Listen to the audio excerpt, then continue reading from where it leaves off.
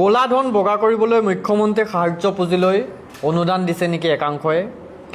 দিল্লীৰ পৰা টকা ল'বলৈ লাজ পোৱা মুখ্যমন্ত্ৰীয়ে ল'ব পাৰে নেকি অবৈধ ধন। এতিয়া কথাটো হ'ল যোৱা 9 আগষ্ট তাৰিখে লখিমপুৰ জিলাৰ নাৰায়ণপুৰৰ তাঁতীবাহাৰ স্থিত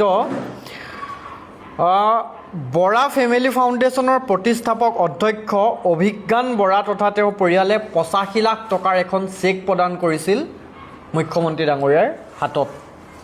এইখন চেক এইটো CMO অফিচৰ অফিচিয়েল CMO আসামৰ অফিচিয়েল পেজ, যিটো পেজত আচলতে এইটো পোষ্ট কৰিছিল খুদ CMO অফিচিয়েল পেজৰ পৰা যে বৰা ফেমিলি ফাউণ্ডেশ্যনৰ প্ৰতিষ্ঠাপক তথা অধ্যক্ষ শ্ৰী অভিজ্ঞান বৰাই ফাউণ্ডেশ্যনৰ হৈ মুখ্যমন্ত্ৰীৰ সাহায্য পুঁজিলৈ 85 লাখ টকাৰ অনুদান আগবঢ়ায়।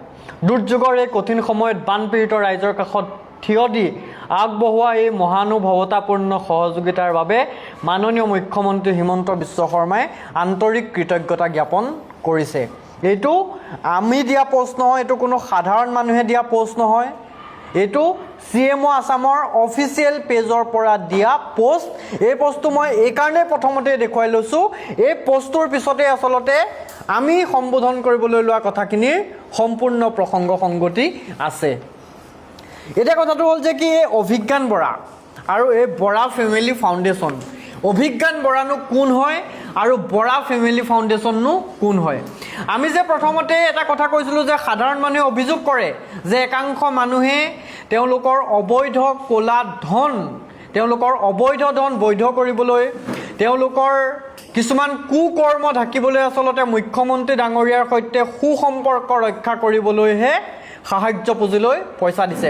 মই সকলো মানুহক কোৱা নাই, ডেফিনেটলি জেনুইনভাৱে এনেকুৱা বহুত মানুহ আছে যি মানুহক সহায় কৰাৰ স্বাৰ্থত মুখ্যমন্ত্ৰীৰ সাহায্য পুঁজিলেই হওক বা বিভিন্ন ধৰণৰ মানুহৰ জৰিয়তে ৰাইজক সহায় কৰিছে, যিসকল মানুহৰ কোনো স্বাৰ্থ নাই। কিন্তু এতিয়া যিসকলে স্বাৰ্থ থকা মানুহ, এই স্বাৰ্থ থকা মানুহবিলাকক আচলতে মুখ্যমন্ত্ৰী ডাঙৰীয়াই অথবা CMO অফিচে আইডেণ্টিফাই কৰাৰ কাৰণে কি ব্যৱস্থা গ্ৰহণ কৰিছে, যদি কৰিছে তেতিয়াহ'লে অভিজ্ঞান বৰা আৰু এই বৰা ফেমিলি ফাউণ্ডেশ্যন এনেকুৱা এজন আচলতে তেওঁ প্ৰতাৰক, যিজন প্ৰতাৰকৰ হয়তো আপোনালোকে যদি হিচাপ নিকাচ উলিয়ায় তেতিয়াহ'লে এটা সময়ত ট্ৰেডিং কেলেংকাৰীত অভিযুক্ত বিশাল ফুকন, চুমি বৰাৰ দৰে মানুহো হয়তো তল পৰি যাব।